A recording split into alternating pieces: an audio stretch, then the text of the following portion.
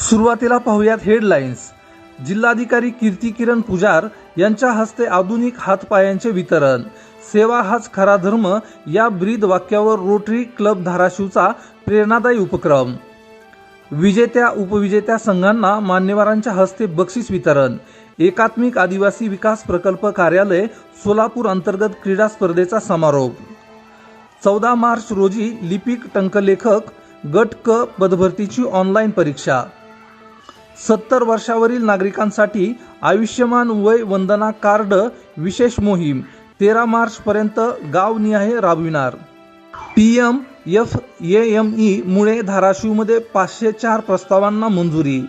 23 फेब्रुवारीला खवा क्लस्टरचे भूम येथे विशेष मार्गदर्शन कार्यक्रम। आता बातमीपत्र पाहूयात सविस्तरपणे।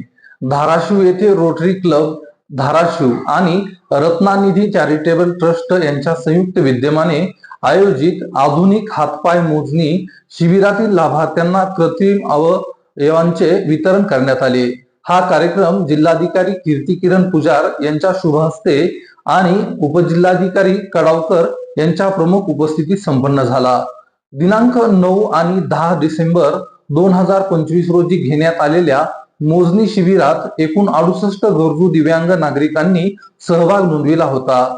सर्व लाभार्थ्यांना नियोजित कालावधीत आधुनिक जयपूर फूट व कृत्रिम हातांचे यशस्वी वितरण करण्यात आले।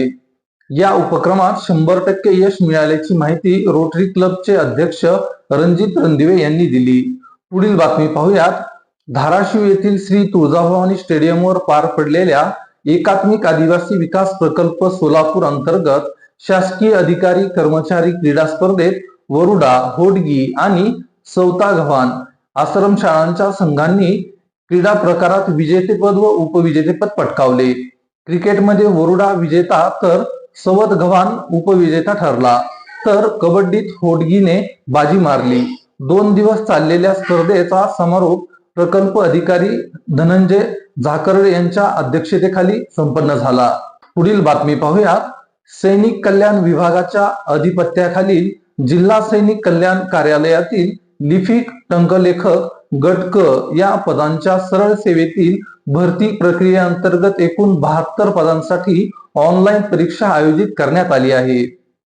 ही परीक्षा TCS ION यांच्या मार्फत शनिवार दिनांक 14 मार्च 2026 रोजी दुपारी 1 ते 3 या वेळेत घेण्यात येणार आहे। संबंधित उमेदवारांनी परीक्षेच्या वेळापत्रकानुसार तयारी करून ऑनलाईन पद्धतीने परीक्षेला उपस्थित राहावे असे आवाहन करण्यात आले आहे।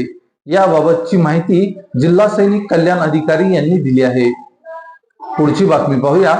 आयुष्यमान भारत प्रधानमंत्री जन आरोग्य योजनेअंतर्गत 70 वर्षावरील नागरिकांसाठी आयुष्यमान वय वंदना कार्ड तयार करण्यासाठी जिल्ह्यात 20 फेब्रुवारी ते 13 मार्च दरम्यान विशेष मोहीम राबवण्यात येणार आहे। जिल्हाधिकारी कीर्ती किरण पुजार यांच्या अध्यक्षतेखाली झालेल्या आढावा बैठकीत जिल्ह्यातील 97,741 पात्र लाभार्थ्यांपैकी सुमारे 15% लाभार्थ्यांचे eKYC पूर्ण झाल्याची माहिती देण्यात आली। उर्वरित लाभार्थ्यांचे eKYC पूर्ण करण्यासाठी गाव व वार्डनिहाय मोहीम राबवली जाणार असून ज्येष्ठ नागरिकांनी आयुष्यमान वय वंदना कार्ड काढून घ्यावे असे आवाहन प्रशासनाने केले आहे। पुढची बातमी आहे।